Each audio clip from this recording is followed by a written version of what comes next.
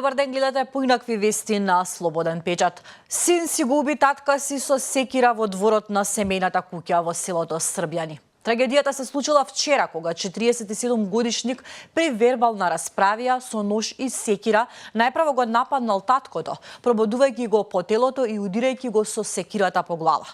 Потоа и нанел убади со нож во вратот и на неговата мајка. Од многобројните повреди оштетениот маж починал при укажување прва помош, а жената е пренесена на ургентниот центар во Скопје во тешка состојба.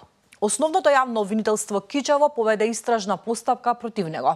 Јавниот обвинител до судијата на претходната постапка од Основниот суд во Кичево достави предлог за определување мерка притвор за осомничениот.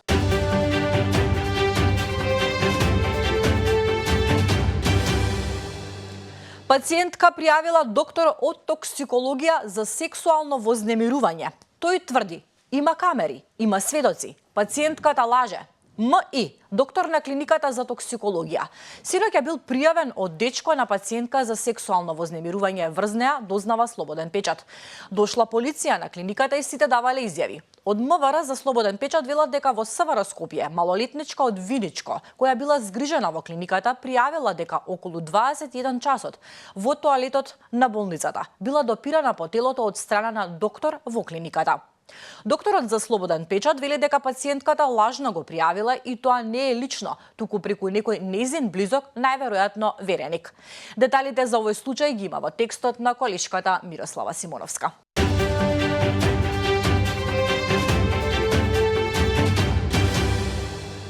Полицијата сака повисоки плати. Независниот синдикат на полицијата денеска напладне ќе излезе на протест, на кој ќе бараат да се почитува законот за минимална плата и судските постапки да се спроведуваат во законски предвидените рокови.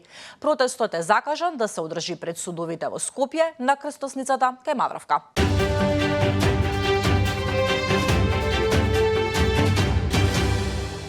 Ке копаме ли јаглен повторно? Во Живојно има ново наоѓалиште на црното злато. Дали за потребите на рек Битола ќе се врши експлоатација на јаглен со површинска технологија од наоѓалиштето, на сметка на животната средина? Денеска во општина Новаци ќе се одржи јавна расправа од страна на Министерството за животна средина и просторно планирање на оваа тема.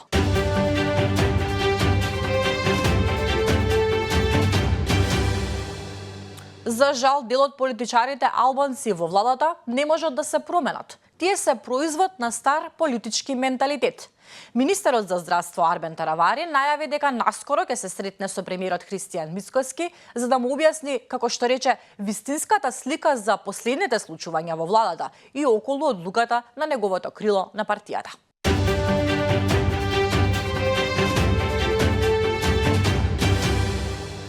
Имаме сончево утро, но попладне ќе има невреме. Денеска не одете никаде без чадор.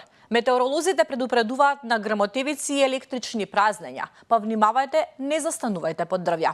Прогнозата вели дека попладне наместа ќе биде нестабилно со пороен дожд и грмежи, локално во форма на невреме. Ќе дува слаб до умерен ветер од северен правец.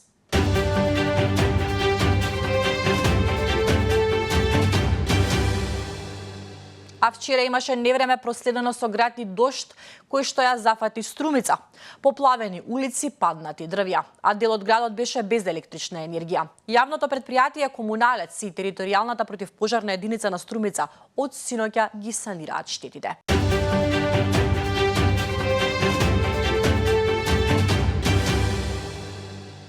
Денеска започнува самитот Македонија 2025, кој ќе се одржува во хотел Мериот.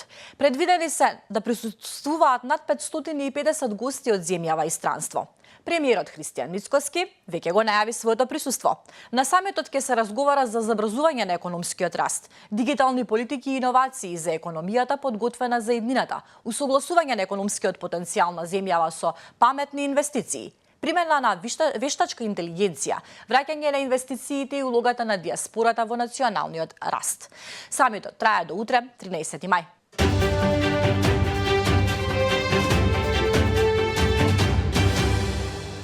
А дали сте слушнале за Робомак, меѓународниот надпревар по роботика, автоматика, електроника и вештачка интелигенција, Робомак 2025, по 13 пат се случува во Скопје. Започнува денес и ќе трае до 17 мај, а е организиран од страна на Факултетот за електротехника и информациски технологии. Учество ќе земат 70 млади иноватори и стручњаци од државата и од светот.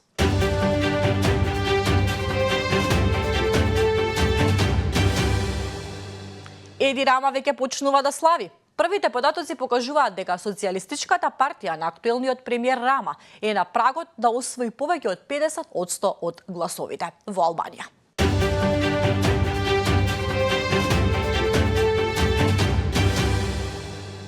Српските студенти кои на 25 април од Нови Сад го започнаа штафетниот ултрамаратон низ Европа, попладнево пристигнуваат во Брисел. Во рамки на ултрамаратонот насловен од Нови Сад до Брисел, патување од 1950 километри за правда. 21 студент од Србија пред да стигнат до Белгија со штафетно трчање минаа низ Хрватска, Словенија, Австрија, Германија, Франција и Луксембург. Маратонот е дел од 6-месечната кампања за барање одговорност и правда за 16 загинати при уривањето на настрашницата на железничката станица во Нови Сад на 1 ноември минатата година.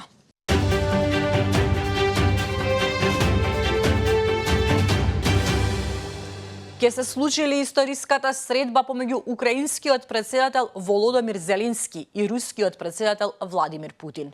Ке го чекам Путин во четврток во Турција, лично, рече Зеленски. Ова доаѓа откако американскиот председател Доналд Трамп на мрежата Truth напиша рускиот председател Путин не сака да склучи договор за прекин на огнот со Украина, но тој сака да се сретне во четврток во Турција за да поразговараме за можен крај на крвопрелевањето.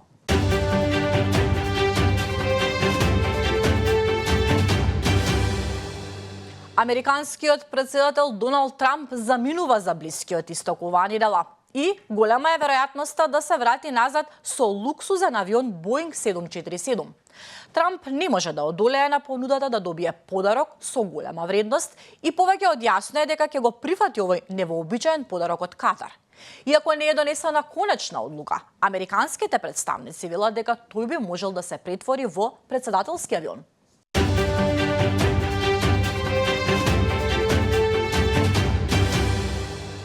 Хамас најави ослободување на уште еден заложник. Станува збор за киднапираниот војник Едан Александер. Специјалниот представник на САД за Блискиот исток потврди дека Хамас се согласил да го ослободи Александер.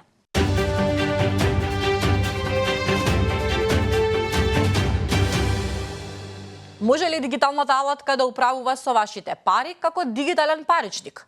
Се појави нов концепт Purpose Bound Money, кој го овозможува ова. Алатката овозможува и плаќање, но со неа не можете да префрлате пари од едно на друго место.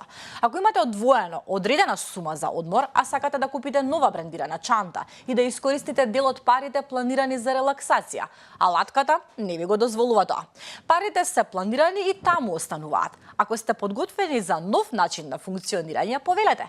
Повеќе на ова погледнете на slobodnpečat.mk во разговорот кој колешката Валентина Ангеловска го водеше со Адри Вишмен.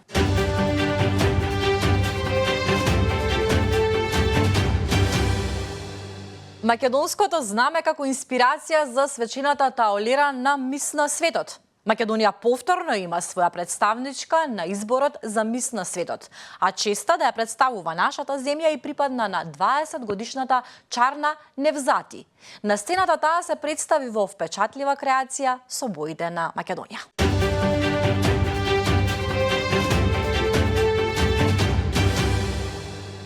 Навршуваат 195 години од раѓањето на Григор Прличев. По тој повод ќе биде промовирана новата книга на потпредседателот на Македонската академија на науките и уметностите, академик Витомир Митевски, насловена Прличев и епската традиција.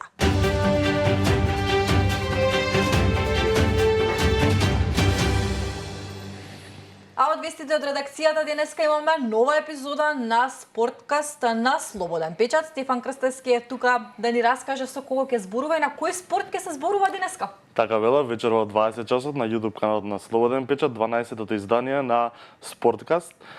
Гостин е Дамјан Петрески, основач и собственик на Падел клуб Скопје. Со него ќе разговараме за доста еден интересен спорт, не многу познат кај македонската јавност и оние кои го практикуваат на рекреативен начин. Зборуваме за стоечкото веслање. Дамјан е лик доста интересен и секоја година од 2019, ако не се лажам навака, секое лето во Охрид го организира Охрид САП кросинг, едно интересно надпреварување кое што има и надпреварувачки рекреативен карактер.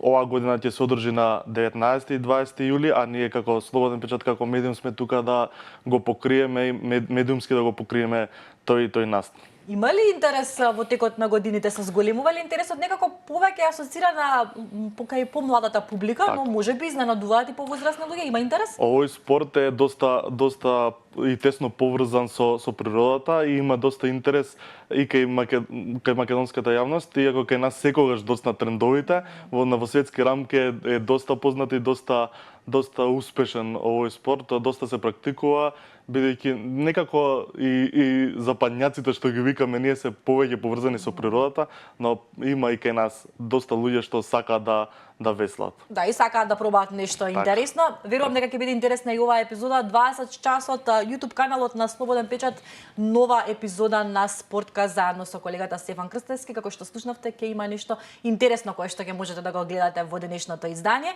Ова беа уште едни поинакви вести на Слободен печат. Ви благодарам за вниманието. Почитувани гледачи, почитувани слушатели, добро дојдете во 12-тата епизода на Спорткаст со Стефан на Слободен печат. Ова издание ќе зборуваме за стоечкото веслање. Со мене во студијата е основачот и собственик на Падел клуб Скопје, Дамјан Петрески. Дамјан, добро дојде. Добро најдов. Благодарам на поканата, Стеф.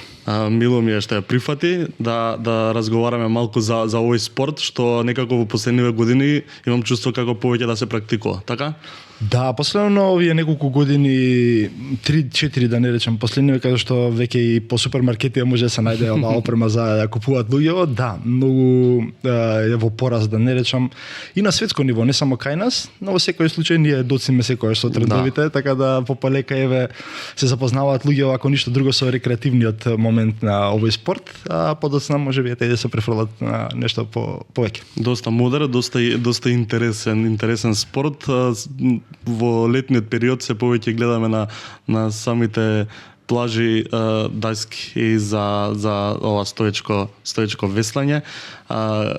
Секогаш има различни даски, има секакви даски.